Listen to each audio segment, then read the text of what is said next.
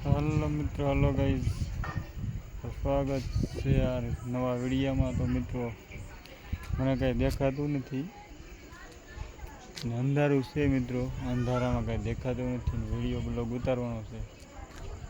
તો આ એવો બ્લોગ છે કે ભૂત જેવું તેવું પડ્યું મેં જો મિત્રો,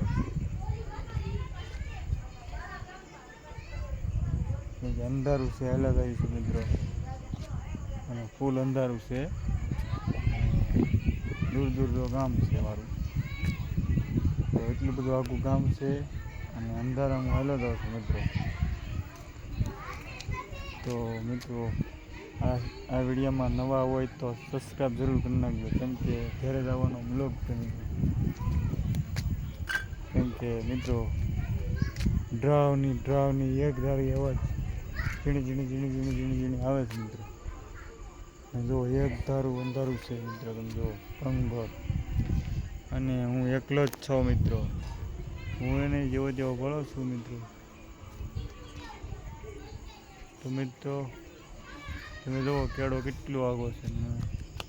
હું હેલો જાઉં છું મિત્રો, અને ઊંચી પહાડી ઉપર આવેલો જાઉં છું મિત્રો. જો ગામ છે નેઠું અને હું ઊંચી પહાડી ઉપર આવેલો જાઉં છું. કેમ કે આજે એવું થઈ ગયું, મોડું થઈ ગયું બહુ.